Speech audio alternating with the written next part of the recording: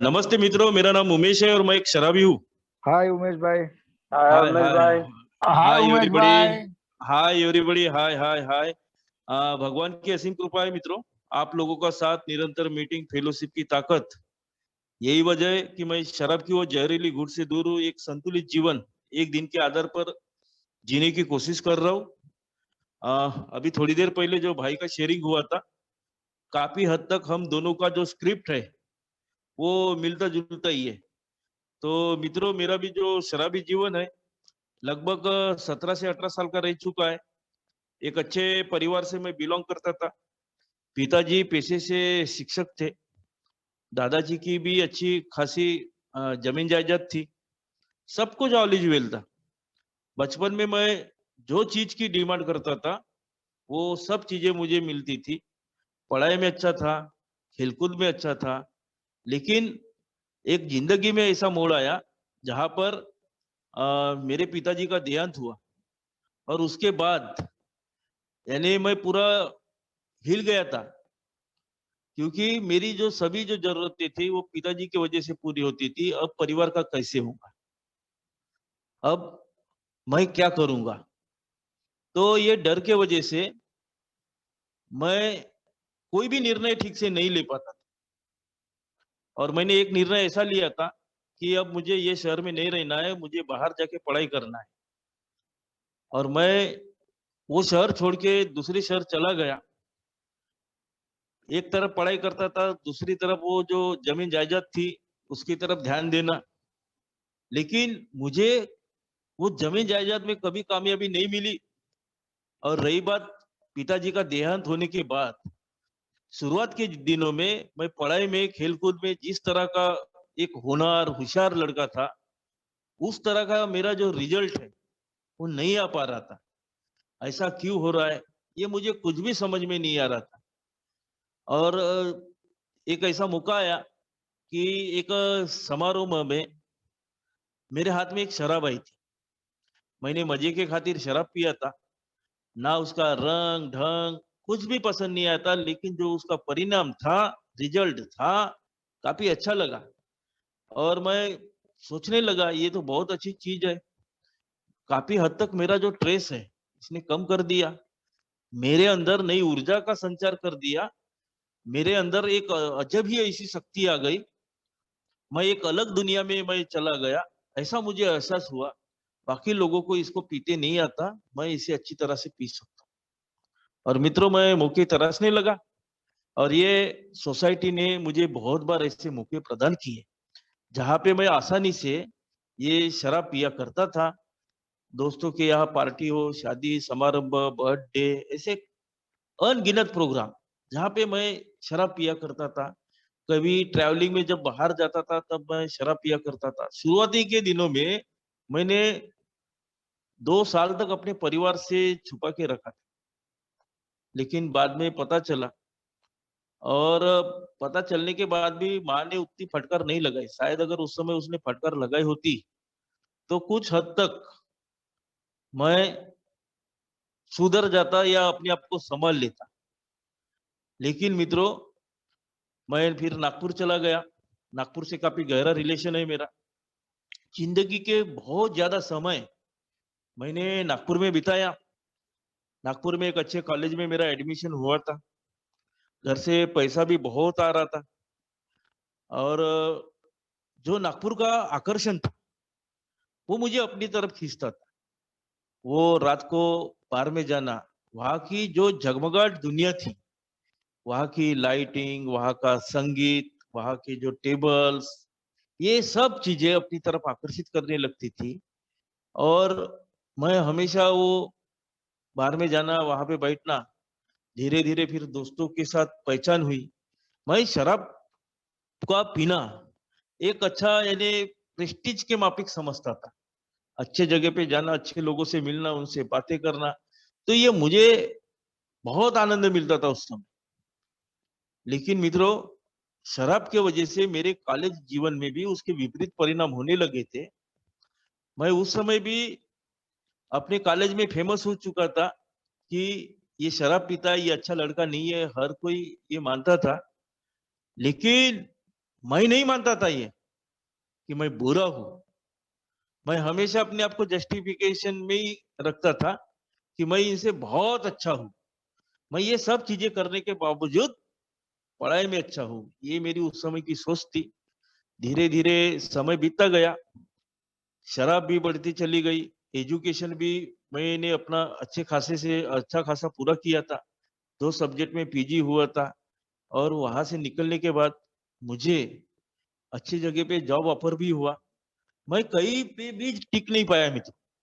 मैं एक government school में लगा था, जहाँ पे भी मैं टिक नहीं पाया। मेरे जो स्वभाव जो दोस्त था, मेरे अंदर का जो शराबियतपन था, उस वजह से मैं वो जॉब भी नहीं संभाल सका और मजबूरन 2 साल के बाद मुझे वो जॉब छोड़ना पड़ा और फिर मैंने आगे की और पढ़ाई जारी रखा। हर बार मुझे वो भगवान ने बहुत बार ऐसी अपॉर्चुनिटीज दिया कि मैं दूसरे जगह लगा। एक अच्छे नामचीन नागपुर के ट्यूशन क्लासेस में भी मैं पढ़ाने लगा। बहुत चारों तरफ से पैसा आता था और उस वजह से मेरा जो पीने का जो प्रमाण है, मेरी जो पार्टियां है, मेरी जो लोगों की संगत है, वो बढ़ने लगती थी। अच्छे लोगों के साथ बैठना, उनके साथ शराब पीना, ये हमेशा का हो चुका था। शाम के समय मैं अच्छे खासे लोगों के साथ जाता था, जो समाज के हाईली प्रोफेशनली व्यक्ति रहते थे। लोगों के साथ, अच्छे लोगों के साथ बैठ के शराब पीना और मुझे ये बहुत अच्छा लगता था कि मैं हाई क्वालिटी के लोगों के साथ शराब पीता हूँ। और मित्रों, ऐसे ही चलते रहा और कब इस शराब का परिणाम जो है मेरे परिवार पे हुआ, ये मुझे कुछ पता ही नहीं चला। आए दिन फिर वो झगड़े होना परिवार के साथ, उनकी जो छोटी-छोटी जो चीजें हैं, जो मेरी परिवार के प्रति जो ज़िम्मेदारी है, वो मैं पूरी नहीं कर पाता था। और फिर पत्नी का जो रवैया था मेरे बारे में, वो चिड़चिड़ापन और उस वजह से काफ़ी चुप हुआ करती थी। और फिर हमारी जो जो भी शिकायतें हैं, जो भी मेरी शिकायतें मेरी बीवी मेरी ससुराल में करती थी, मेरी माँ के पास, मेरे भाइयों के पास। और फिर वो जो हमारे बीच का जो क्लेश है, कलह है, इस कदर बढ़ जाता था कि आजू-बाजू वाले सब अड़ोस-पड़ोस वालों को उससे तकलीफें होती थी। कई दफ़ा मेरी बीवी रात के 11-11 बजे घर छोड़ के बाहर निकलती थी। मैं घर का झगड़ा जो था मित्रों, वो चौराहे पे आता था। उसको वहां से खींच के यहाँ तक लाना, ये सब कुछ मैंने वो किया था शराबियतपन में अपने। लेकिन मैं खुद को मानता ही नहीं था कि ये सब कुछ शराब की वजह से हुआ। मेरा जस्टिफिकेशन यही था कि परिवार के जो लोग हैं, ये मेरे मन मुताबिक नहीं चलते। मैं हमेशा उनके ऊपर उंगली उठाता था, अपनी तरफ मैं कभी झांक के नहीं देखता था। और शराब के बहुत सारे ऐसे इफेक्ट हुए, जगह बदल के देखा, सब दोस्त बदल के देखा, हवा पानी बदल के देखा, कस्में वादे सब हुए थे, आबा बाबा सब हो चुका था, डॉक्टरी इलाज हो चुके थे। लेकिन शराब बंद होने के बजाय दिन ब दिन बढ़ती चली गई और नतीजा यूं हुआ मित्रों कि जो कुछ समय मैंने नागपुर में अच्छा समय या बुरा समय बिताया था, मेरे वजह से मेरे परिवार वालों को, मेरे सास-ससुर को जो परेशानी होने लगी, तो उन्होंने मुझे वहां से निकाल दिए थे। मैं नागपुर छोड़ के अ, जब अपने गाँव गया, अपनी माँ के पास गया, उन्होंने भी मुझे ज़्यादा दिन नहीं रखे और ब्रह्मपुरी नाम के जो शहर है, जो मेरा जो पुश्तैनी गाँव है, उस गाँव से काफ़ी करीब है। वहाँ पे लाके मुझे पटक दिए और उन्होंने बोले कि महीने का कुछ तुझे मिलेगा, पैसा मिलेगा, तुझे क्या करना है नाउ यू कैन डिसाइड। तुझे शराब पीना है या फिर जॉब करना है, ये तू देख के बैठ। मित्रों, ये मुझे कहीं न कहीं ऐसा लगा कि ये तो बहुत अच्छी बात है, अब तो मैं फ्री हो गया, आज़ाद हो गया, किसी की रोक-टोक नहीं। उधर जाऊँगा, महीने का माँ 10,000 रुपए देगी, बाकी का जो पैसा है उस पैसे से मैं जो खेती-बाड़ी से जो पैसा मिलेगा उससे शराब पीऊँगा। मेरी ज़िंदगी बहुत ही अच्छे आसानी से कटेंगी, ये मेरी सोच थी। मैं ये सब चीज़ें भूल चुका था कि मेरा परिवार है, मेरा बीवी है, ये परिवार के प्रति मेरा ज़िम्मेदारी सब कुछ भूल चुका था। मैं ब्रह्मपुरी में आया, ब्रह्मपुरी में आने के बाद शराब इस कदर पीने लगा, मुझे किसी का रोक-टोक नहीं था। 24 ऑवर वो जो घड़ी का वो टिक-टिक रहता है ना काँटा, उस काँटे के माफिक थोड़ी-थोड़ी देर में मुझे शराब लगती थी। और शराब का परिणाम मेरी शारीरिक अवस्था पे हो चुका था। जो भी अवस्थाएं बताए गए थे, मेरा ऐसा एक भी फ्रंट अच्छा नहीं था। ऑल इन फ्रंट पूरे डैमेज हो चुके थे। शारीरिक अवस्था जो थी हद से बदतर हो चुकी थी। आंखें अंदर, हाथ पैर बारीक हो चुके थे।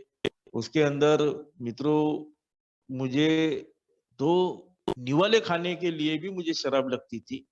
पानी को भी मैं हजम नहीं कर पाता था।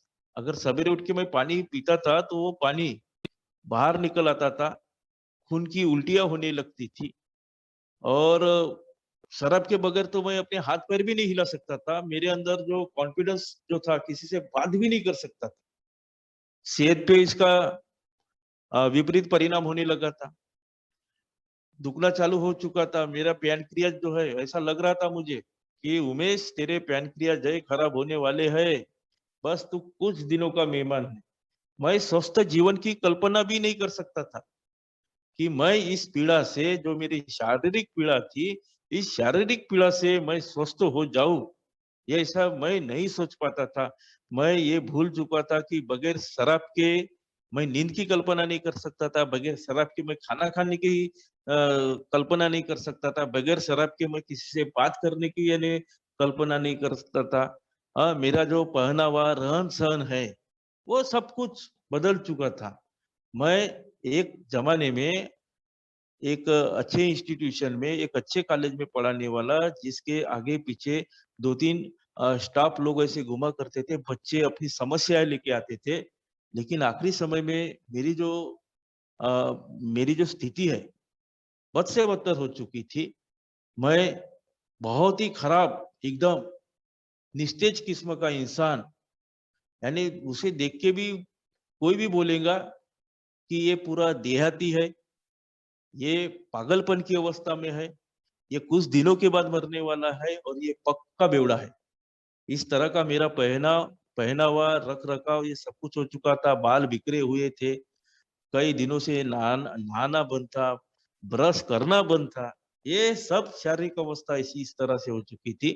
परिवार तो कुछ था ही नहीं। परिवार सिर्फ क्या था, पैसे लेने का काम करता था मैं माँ से, भाइयों से। हाँ, और मैं ये भी भूल चुका था कि मेरी बेटी है, मेरी बीबी है। उनको मुझे वापस बुलाना चाहिए या मुझे उनके पास जाना चाहिए। मेरा जो समय है वो मेरे परिवार को देना चाहिए। मुझे जो मेरी रिस्पॉन्सिबिलिटीज़ है, वो पूरी करना चाहिए। मुझे कुछ कमाई करके, काम-धंधा करके मेरे परिवार की जो भी ज़रूरतें हैं, उनका एजुकेशन, अच्छा स्वास्थ्य मिले उनको, ये सब चीज़ें मैं भूल चुका था। मैं गुमनामी की ज़िंदगी में रहने लगा था। अकेलापन मेरी ज़िंदगी में आ चुका था, भरा पूरा परिवार के बावजूद।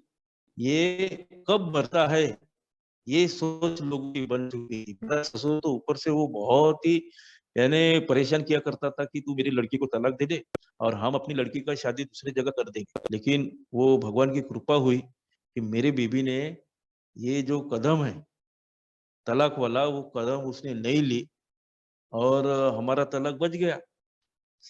आर्थिक अवस्था तो काफ़ी बदतर थी, मैं किसी काम करने के लायक नहीं था। हाँ, माँ के पैसों पे, भाइयों के टुकड़ों पे पलने वाला इंसान था। दादाजी की जो ज़मीन जायदाद थी, वो ज़मीन जायदाद से जो भी फसल आती थी, बेबाव बेचना, पेड़-पौधे, मेरे दादाजी ने बहुत प्यार से पेड़-पौधे लगाए थे। वो सब पेड़-पौधे काट के मैंने शराब पिया था। 70-80 हज़ार रुपए के पेड़-पौधे, जहाँ पे सागवन के, आम के, नीम के, बेर के, जो भी पेड़ मिलते थे, बेभाव बेच देना, उन पैसों से शराब पी। तो मैं किसी काम करने के लायक भी नहीं बचा था। ना खुद का इंस्टीट्यूशन शुरू कर सकता था, ना किसी दूसरी जगह पढ़ा सकता था। और एक ऐसा हादसा हुआ था कि जब मैं नागपुर छोड़ के आया था, तो मेरे पास मेरा मोबाइल था, कुछ पैसे थे और मेरे डॉक्यूमेंट्स थे, जो शैक्षणिक डिग्री है जो कहते हैं। तो मैं जब वो आ रहा था तो गणेशपेठ बस स्टॉप की बात है, मैंने एक जगह शराब पिया। और एक वहाँ पे एक मित्र, एक ऐसा ही अनजान आदमी मिला।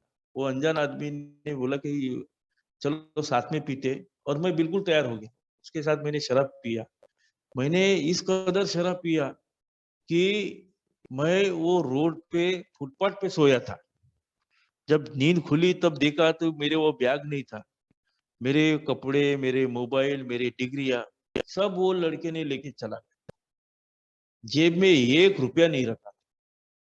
तो मित्रों, मुझे बहुत घमंड हुआ करता था मेरी डिग्रियों पे, मेरी शैक्षणिक योग्यता पे, लेकिन मेरे पास ऐसा कोई डिग्री नहीं बचा था, शैक्षणिक योग्यता नहीं बची थी, जिसके सहारे मैं किसी अच्छी जगह पे पढ़ा सकूं, किसी स्कूल में काम कर सकूं। तो मैं पूरा, यानी मेरा जो ट्रांसमिशन था इस दुनिया इस तरह से हुआ था कि जहाँ पे कोई भी मुझे रखने के लिए तैयार नहीं था, मैं कुछ भी नहीं कर सकता था। मैं फिर से खड़ा हूँगा, मैं फिर से ये आर्थिक अवस्था को अच्छा कर पाऊँगा, ऐसा कोई भी चिन्ह नहीं दिख रहा। और ये भावनिक अवस्था मेरी काफ़ी खराब थी। मेरी सोच काफ़ी बदल चुकी थी। मेरे को सिर्फ़ अपना ख़्याल आता था, दूसरों के प्रति वो कुछ भी करे, मुझे सिर्फ शराब मिलना चाहिए, माँ की सेहत कैसी है, माँ के प्रति क्या है, भाइयों के प्रति क्या है, ये सब मानसिक अवस्था काफ़ी खराब है। पागलपन का वो जो अटैक है वो भी झेल चुका था। मुझे बातें याद नहीं रहती थी मित्र। वो हर 1-1 घंटे के पहले मैंने क्या किया, वो भी मुझे याद नहीं रहता था। और आध्यात्मिक अधपतन तो काफ़ी हो चुका था। तो ये सब अस्त-व्यस्त मेरी ज़िंदगी थी।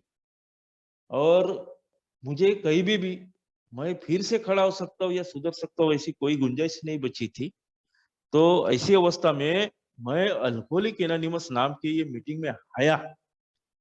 तो जिस समय ये मुझे मैसेज मिला, तो जो भाई मेरे पास आए थे उन्होंने बोले थे कि आज का जो मीटिंग है अभी, बगैर पी के शराब बगैर शराब पी के मीटिंग में आना। अब मेरे जो रिश्तेदार थे, मेरी बीबी भी आई थी। अब उसको दिखाने के लिए चलो बोला, अब थोड़ी शराब ना पिए तो अच्छा है। तो मैंने 2-3 घंटे से शराब नहीं पिया था। और मैं जैसे ही मीटिंग में जा रहा था, तो रास्ते में मैं सोच रहा था, मीटिंग होने के बाद मैं शराब पीऊँगा और जहाँ पे जा रहा हूँ, वहाँ पे जाके मैं खाली हाथ और चुपचाप आने वाला इंसान हूँ नहीं। मैं अपनी लेक्चरशिप है वहाँ पे छोड़ के आऊँगा, 2 बातें बोल के आऊँगा।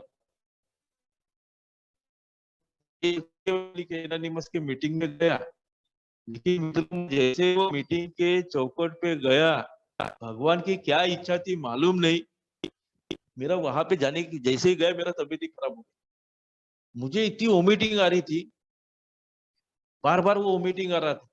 पानी पीता था, पानी फट से बाहर निकल जाता था। चेहरे पे ऐसा पसीना, इतनी हालत खराब हो गई थी कि मैं सुनने के मूड में भी नहीं था। लेकिन कुछ कुछ शब्द मैंने सुनता था कि हम शराबी है, आज अच्छा जीवन जी रहे हैं। ये अपने आप को जो अपना परिचय बता रहे थे, उनको देख के ऐसा नहीं प्रतीत होता था कि ये शराबी है करके। तो ये थोड़ी मुझे उत्सुकता भी लगी।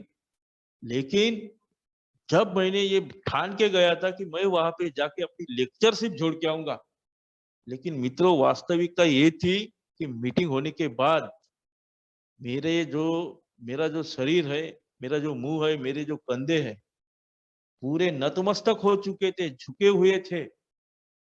मालूम नहीं ये कैसे क्या हुआ। मैं कभी जिंदगी में किसी के सामने नहीं झुका था, कभी चुप नहीं बैठा था। सामने वाला अगर बोल रहा है, तो मैं वहां पे अपने 4 शब्द रख के ही आता था। ये मेरे अंदर ये ग्रैंडोसिटी की भावना, बड़प्पन की भावना, अपनी होशियारी झाड़ने की भावना बहुत पहले से थी। मैं सामने वाले को मेरे ऊपर बोलने नहीं देता था। इस कदर का मैं इंसान था। और उस दिन क्या हुआ मालूम नहीं कि मैं एकदम साइलेंटली, मेरा सिर झुका हुआ था, मेरे कंधे ऐसे झुके हुए थे। फिर भी मित्रों, मैं ये मानने के लिए तैयार नहीं था कि मैं इनके जैसा हूं। वो बोलते हैं ना, रस्सी टूटी लेकिन बल नहीं गया, ये कहावत है हमारी। तो वो बिल्कुल इसी तरह से मेरी कंडीशन हो चुकी थी, कुछ नहीं बचा था। खाली सिर्फ मेरे अंदर मेरा ईगो, अहंकार, मैं सब कुछ अच्छा कर सकता हूँ, मैं फिर से खड़ा हो सकता हूँ, यही मेरी सोच थी। लेकिन उसके अंदर मेरा ग्रीड था, लालच था। बशर्ते अगर मेरे घर वालों ने मेरी तरफ ध्यान दिए, मेरा बीबी मेरे साथ रहने के लिए आएगा, या मेरी माँ, मेरे भाई फिर से अगर मेरे लिए अच्छा एक व्यवसाय चालू करके देंगे, तो मैं सुधर सकता हूँ। ये मेरी लालसा थी। तो मित्रों, अल्कोहलिक एनोनिमस का मीटिंग में वो कुछ मित्र मुझे मिले, जिन्होंने मुझे बोले कि उमेश यहाँ पे आता रहे, हमारा अच्छा हुआ आपका अच्छा हुआ। जब वो मित्र ने ऐसा बोला तो कहीं ना कहीं लगा मुझे, इस साला मेरी जिंदगी में तो ऐसा कुछ है ही नहीं, चलो ना यहाँ पर आया जाए। तो मित्रों, मैं अल्कोहलिक एनोनिमस के मीटिंग में आने लगा, और जैसे मैं अल्कोहलिक एनोनिमस में मीटिंग में आने लगा तो मुझे मेरे अंदर कुछ बदलाव होने लगे। ये बदलाव कैसे क्या होने लगे मुझे मालूम नहीं। मैं पहले दिन से जब मीटिंग से बाहर गया तो मैंने शराब नहीं पिया था, मैं शराब से दूर था। ये मेरे अंदर एक अपने आप में एक चमत्कार था। मैं कंटिन्यूअसली मीटिंग कर रहा था, कंटिन्यूअसली फेलोशिप में था। मैं अपने आप को शराबी भी मानता था। ये जो बीमारी बता रहे थे वो बीमारी भी मैं उसको एक्सपेक्टेबल कर रहा था कि ये सब लक्षण मुझ में है। लेकिन मित्रों, ये कनिंग बफलिंग पावरफुल डिसीज जो बोलते हैं, तो इसकी चपेट में मैं भी आ चुका था एक बार।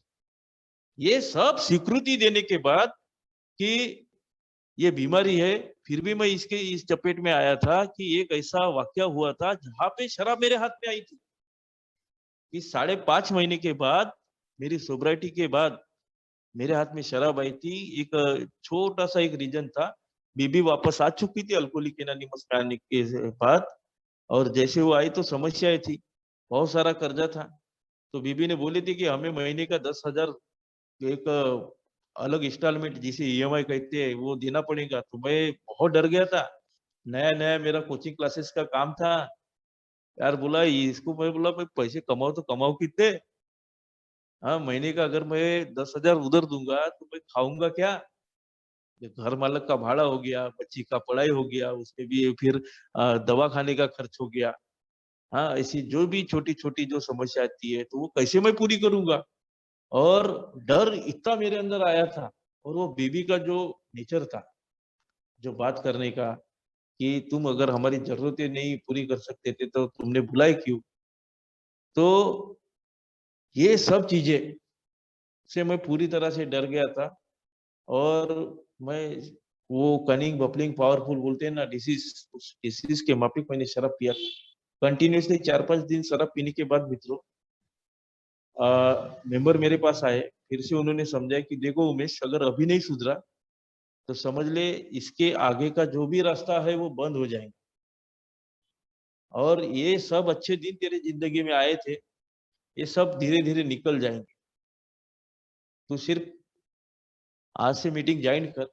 मित्रों, मैं मीटिंग ज्वाइन किया, और जब मैंने मीटिंग में अपना स्वीकृति दिया कि मेरे यहाँ से ये ऐसा ऐसा गलती हुआ, तो मुझे बहुत पश्चाताप हुआ। तो बहुत पश्चाताप।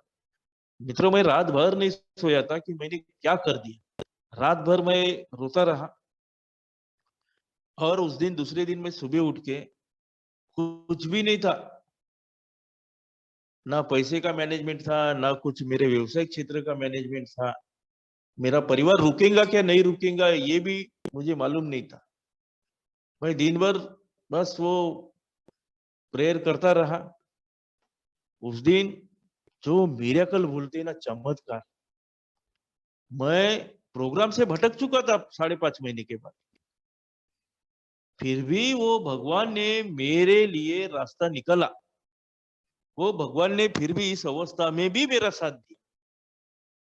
दूसरे दिन जब मैं अपने कोचिंग इंस्टीट्यूशन में बैठा था, निराश था, हताश था, आगे का कोई रास्ता नहीं दिख रहा था, सब पूरी तरह से अंधेरा दिख रहा था।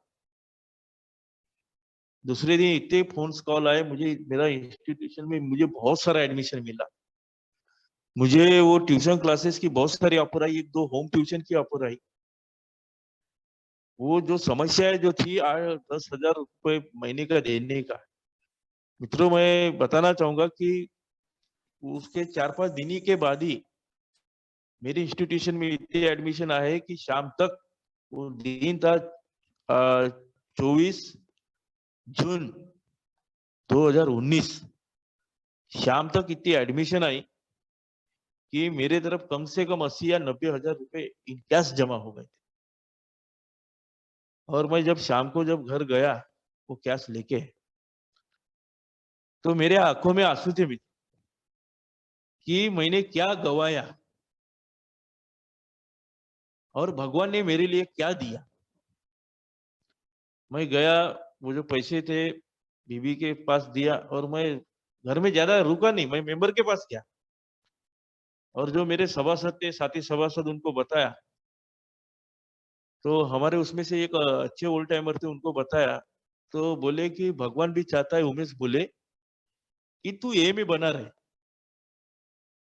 ये भगवान ने तेरे लिए बोले ये मौका दिया है। अब तुझे ये मानना पड़ेगा कि तू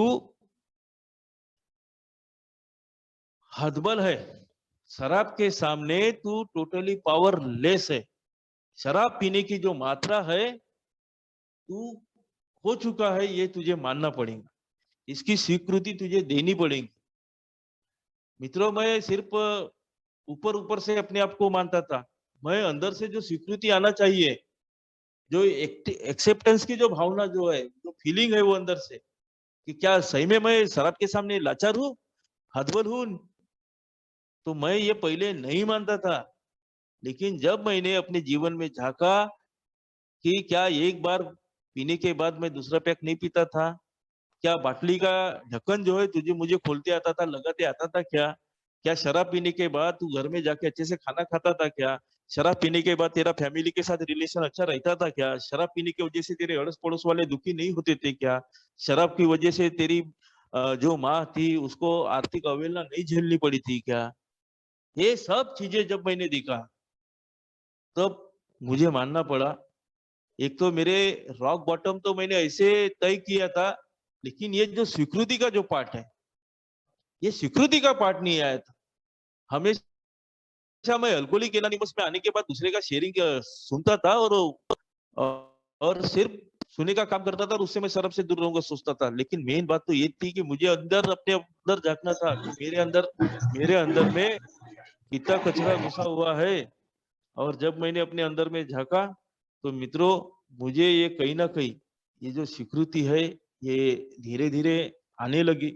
और मैं मीटिंग को मीटिंग को कभी मिस नहीं किया, कंटिन्यूअसली मीटिंग में जाता रहा। और जो हार मानना कि ये अपने आप में, ये हमारे अंदर ये सुधारने की पहली प्रक्रिया होती है। तो मैं हर चीज में अपनी हार मानता था, कोई भी चीज हो। पहले जो मेरा स्वभाव था ऐसा नहीं था। अल्कोहलिक एनोनिमस ने ये मेरे बिल्कुल स्वभाव के विपरीत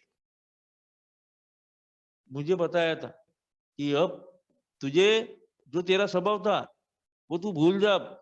अब जो बीबी आई है, बच्ची आई है, जो भी समस्या आई है वो छोड़ दे। तू अब खुद के ऊपर काम कर, तू खुद खुद में बदलाव की प्रक्रिया चालू कर। तो मित्रों, ये खुद में अगर बदलाव करते हो तो उसका जो परिणाम है ये अच्छा आता है। ये मेरे सभासद ने बताए थे। आज तक तूने जितनी भी अपनी मनमानी चलाया है, हर क्षेत्र में चलाया है। जहाँ पे मैं अच्छी जगह पे लगा था, स्कूल कॉलेजों में लगाता था, क्या मैं वहां पे टिक पाया क्या? क्या मेरे अंदर वो हुनर नहीं था क्या? ये सब हुनर मेरे अंदर था। क्या मैं बच्चों को अच्छे से नहीं पढ़ा पाता था? सब कुछ अच्छा था। लेकिन मैं क्या करता था, मैं हमेशा अपनी मनमानी लगाता था। मैं जैसे बोलूंगा वैसे होगा। मेरी जो अनियंत्रित इच्छाएं थी, वो उसे मैं नियंत्रण में नहीं लाता था ना। चाहे गुस्सा हो या कोई भी ग्रैंडोसिटी हो, राग द्वेष मत्सर कोई भी हो, या फिर मेरा शराब के प्रति दीवानापन, इसे भी मैं नियंत्रित नहीं कर पाता था। और उस वजह से मैं कभी भी अच्छा रिजल्ट नहीं दे पाता था। तो ये सब चीजें मैंने मानना चालू किया, ये स्वीकृति देना चालू किया। मेरे जिंदगी में ऐसा दूर दूर तक ऐसी कोई रोशनाई नहीं दिखती थी कि मैं फिर से खड़ा होऊंगा, मैं फिर से जिंदगी में जीत पाऊंगा। मेरी जीतने की ये जो शारीरिक अवस्था थी, ये शारीरिक अवस्था कहाँ अच्छी होने वाली थी। मैं तो मृत्युशैया पे था। मेरा आखिरी सांसें जो थी चल रही थी, जो 2 या 3 महीने का समय बचा होगा, उस समय था। तो क्या मैं ये शारीरिक अवस्था ठीक कर पाता था क्या? नहीं। लेकिन अल्कोहलिक एनोनिमस ने मुझे अपने आप को प्यार करना सिखाया। मेरा जो वैल्यूएशन है, मेरा वैल्यूएशन मुझे मुझे अल्कोहलिक एनोनिमस ने दिखाया और धीरे धीरे मेरे अंदर वो शारीरिक परिवर्तन होने लगा। जो मैंने अपना आत्मविश्वास खोया था, वो आत्मविश्वास मेरे अंदर आने लगा। हाथ पैर में थोड़ी जान आने लगी, ताकत आने लगी। हाँ, जो पहले दिन में जब आया था जिस समय, तो नजरें झुकी हुई, कंधे झुके हुए थे। तो अब कहीं ना कहीं ये नजरें और ये कंधे एकदम यानी ऐसे खड़े होना चालू हो गया। नजरों से नजर मिलाना चालू कर दिया। वो कॉन्फिडेंस आया। लगने लगा कि मैं अब जिंदगी में कुछ आशा की ये किरण दिखने लगी कि नहीं यार उमेश, तू खड़ा हो सकता है। ये अल्कोहलिक एनोनिमस का प्रोग्राम है। अगर तू सही ढंग से अपनी अवस्था को स्वीकार करता है, स्वीकृति देता है, तो तू अपनी शारीरिक अवस्था पे काम कर सकता है। अब मित्रों, बात थी पारिवारिक अवस्था पे। पारिवारिक अवस्था बहुत असनैस हो चुकी थी। शराब से दूर था। Within a period of the 1 year in sobriety, मैं सिर्फ शराब से दूर रहना और जो कर्जे का जो था वो उसी को ढोते चले जाना, यानी उन लोगों के पैसे वापसी करना। ये बहुत अच्छी बात थी मित्रों। अल्कोहलिक एनोनिमस ने जो उमेश लेना जानता था, कभी देना नहीं जानता था किसी का। अल्कोहलिक एनोनिमस ने आने के बाद देना तो सीख गया था मैं। जिन जिन से पैसे लिए भाई, उन लोगों को पैसे देना सीख गया था। लेकिन जो मेरी पारिवारिक जिम्मेदारी थी, वो पारिवारिक जिम्मेदारी को चलाना मैं बिल्कुल नहीं सीखा था। जो परिवार फिर से मुझे मिला था, तो मेरा रिस्पॉन्सिबिलिटीज था कि वो परिवार को थोड़ा समय दिया जाए, उनकी इच्छाएं आकांक्षाएं जानी जाए। बेटी है, बेटी की पढ़ाई की तरफ ध्यान दिया जाए। लेकिन मित्रों, मुझे उस समय अल्कोहलिक एनोनिमस, मेरा व्यवसायिक क्षेत्र, यही सब कुछ दिखता था। और महत्वपूर्ण बात तो ये थी कि 2 साल का जो गैप हमारे बीच में पड़ा था पारिवारिक स्थिति में मेरा मिसेस के साथ, तो ये हमारा जो बात करने का जो नजरिया था, मैंने ये परिवार के मामले में भी, मैं यहाँ पे भी असह्य हूँ। मैंने जो जुल्म पहले जो ढाए थे, अगर इस कदर जुल्म मैं ए में आने के बाद भी अगर करता हूँ, तो मेरी पारिवारिक स्थिति बिल्कुल सुधर नहीं सकती। शराब छोड़ने के बाद अगर मैं वैसा करूंगा, तो उससे भी बदतर मेरी पारिवारिक अवस्था हो सकती है। मुझे अल्कोहलिक एनोनिमस ने बताया मित्रों। और मैं जो मेरी जिम्मेदारी है, वो परिवार के प्रति क्या है, इस इन चीजों की तरफ ध्यान ध्यान देने लगा। लॉकडाउन ने भी अच्छा खासा साथ दिया मेरा। परिवार के बहुत पास में आया फिर। आज पारिवारिक अवस्था जो है काफी अच्छी है। ये पारिवारिक अवस्था किसी दूसरे अगर जगह पे जाता मित्रों, तो शायद ही इस तरह का मैं जीवन जी पाता। सामाजिक में तो मैं बताना चाहूंगा कि ये एक ऐसा पल था कि मुझे लोग ऑटो वाले, रिक्शे वाले, मवाली, बदमाश, गुंड टाइप का लोग समझते थे। उन लोगों के साथ रहना मेरा बन गया था। वो मेरे जिंदगी का अहम हिस्सा थे। समाज ने तो मैं भूल चुके थे सब लोग। क्या मैं अल्कोहलिक एनोनिमस में आने के बाद ये क्या मेरा फ्रंट जो था इसे अच्छा कर पाता था क्या? लेकिन अल्कोहलिक एनोनिमस ने ये कर दिखाया मित्रों। जो मैं ये खराब लोगों के साथ रहता था, धीरे धीरे प्रोग्राम में चलने के बाद मित्रों, मेरी जो संगत है अच्छे लोगों में आई। एक समाज के जो अच्छे अच्छे घटक है, फिर से उन्होंने मुझे अपनाना चालू कर दिया। आज बड़े प्यार से, सम्मान से वो बुलाते हैं। और मित्रों, जो लोग थे ऑटो वाले, रिक्शे वाले, मैं हमेशा कोशिश करता हूँ उनको ए में लाने की। उसमें से एक दो बार आए, बाद में कई लोग चले गए। लेकिन मेरे जो साथी है उनको मैं मैसेज देने की कोशिश करता हूँ। तो मित्रों, वो भी बहुत ही नम्रता से कहते हैं कि देखो यार उमेश, बोले तुम्हारा जिंदगी बन गया, हमें तुम्हें देख के बहुत खुशी होती है। तो आज मित्रों, मुझे कम से कम ये एहसास होता है कि जिन लोगों को मैं ये ऑटो वाले, बदमाश, मवाली, गुंड, बदमाश कहता हूँ, तो मैं उनका शुक्रगुजार हूँ कि उन लोगों के वजह से मैं जिंदा हूँ। नहीं तो अकेलापन मेरे जिंदगी में था, वो अकेलापन बेचारों ने भर दिए थे। मेरी जिंदगी में कुछ खुशियां लाए थे, मेरा उन्होंने जतन किए थे, मेरी सेवा की थी। तो मैं उन लोगों के प्रति भी आज कृतज्ञता व्यक्त करता हूँ, क्योंकि वो है इसलिए मैं जिंदा बच पाया। तो एक अच्छे समाज का एक मैं फिर से एक हिस्सा बन पाया। आर्थिक अवस्था में भी मेरा आजकल काफी अच्छा यानी चल रहा है, क्लासेस वगैरह। अरे भाई, जिसका कुछ नहीं बचा था, जो जिसकी विद्वता पे मुझे बहुत घमंड था, 2 सब्जेक्ट में मेरा पीजी था, हाँ, पीएचडी में नंबर लगा था, सब कुछ अच्छा था। हाँ, फिर भी शराब की वजह से बद से बदतर हालत हो चुकी थी। तो मेरा जो विवेक है, ये विवेक मेरे को अल्कोहलिक एनोनिमस ने ला के दिया। मेरे पास सादा 10वीं का मार्कलिस्ट नहीं है, लेकिन आज एक सफल मैं एक ट्यूटोरियल चला रहा हूँ। ये सिर्फ और सिर्फ अल्कोहलिक एनोनिमस की वजह से है। तो ये मगर मैं ये स्वीकृति देता ही नहीं, तो क्या ये आर्थिक अवस्था मेरा अच्छा हुआ रहता? क्या बिल्कुल नहीं हुआ रहता। आज भावनिकता, मानसिकता और ये जो आध्यात्मिकता है, ये सब पे मैं अच्छे से काम कर रहा हूँ। हाँ, तो ये स्वीकृति मुझे यहीं पे नहीं करना है, ये पहले कदम में भी नहीं करना है।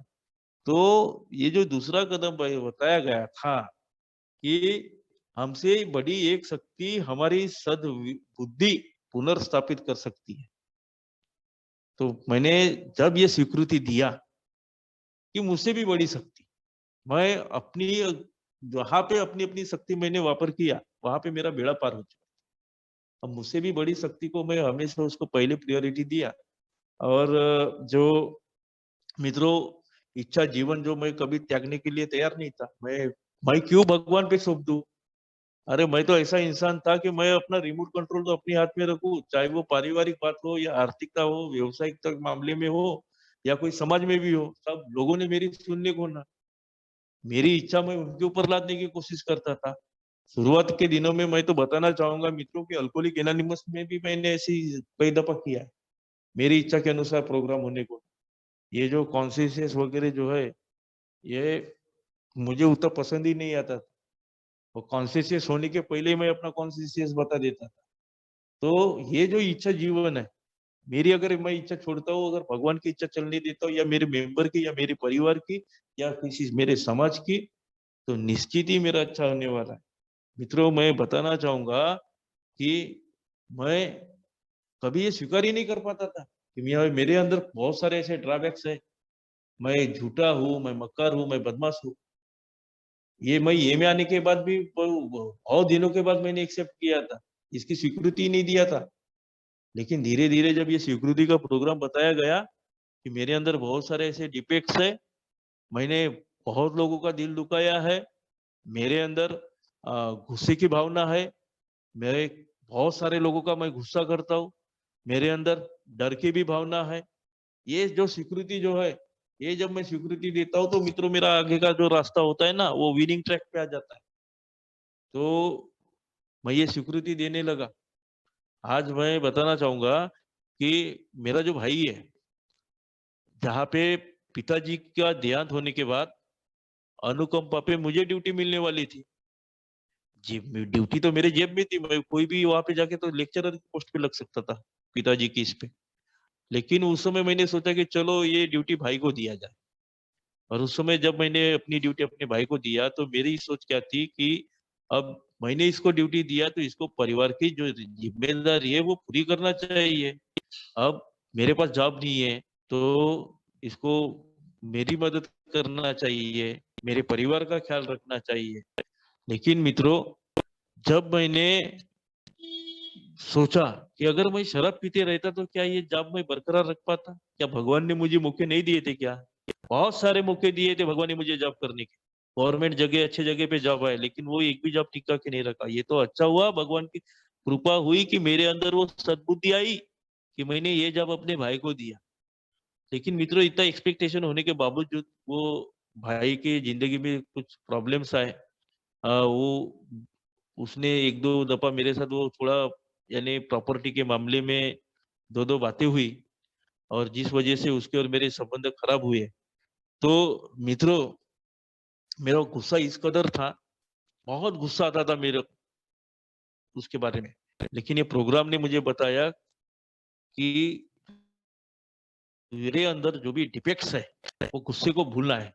अगर तू अपने अंदर गुस्से पे काबू नहीं करेगा, तो जो तुझे रिकवरी का जो प्रोग्राम दिया है, क्या तू रिकवरी के प्रोग्राम पे चल पाएगा?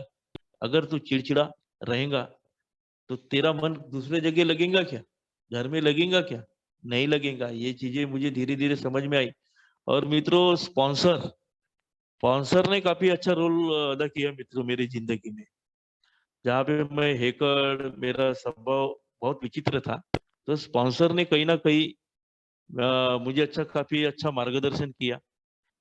मेरे वो फाइनेंशियल इसमें वो बोलो या उसकी जो राय, जो सजेशन दिए फाइनेंशियल इसमें बोलो या मेरे पारिवारिक जिंदगी में बोलो, तो उससे काफी अच्छा फायदा हुआ। ये हर जगह मुझे स्वीकृति देना पड़ेगा। मेरे घर वालों के सामने, मेरे को प्रोग्राम के सामने, मेरे को स्पॉन्सर के सामने, जब मैं हर चीजों में मेरे में जो भी खामियां है, जिस चीज में खामियां है या मेरे कैरेक्टर डिफेक्ट्स है, अगर मैं उसमें स्वीकृति देता हूँ, तो आगे का रास्ता जो है मेरे लिए आसान होता है और निश्चित ही मित्रों उसमें मेरी जीत जो है, विक्ट्री थ्रू द एक्सेप्टेंस जो बोला गया है, वो मुझे दिखती है मित्रों। मैं हारा हुआ इंसान था, कुछ नहीं बचा था। आज जो है सब मित्रों ये अल्कोहलिक एनोनिमस में आने के वजह से और अपने अंदर झांक के जो स्वीकृति देने की वजह से है मित्र। अगर मैं ग्रैंडोसिटी की भावना, बड़प्पन की भावना, मैं अपना जो स्वभाव जो था वो अगर नहीं बदला होता, तो आज मित्रों मैं विनिंग ट्रैक पे नहीं होता। आज मैं वो ये जिंदगी में जिंदा भी नहीं होता मित्र। तो once again thank you so much Navjeevan group, जिन्होंने मुझे मौका दिया कि मैं अपने अनुभव आपके सामने रख पाऊँ। तो thank you all of you, thank you sir, thank you.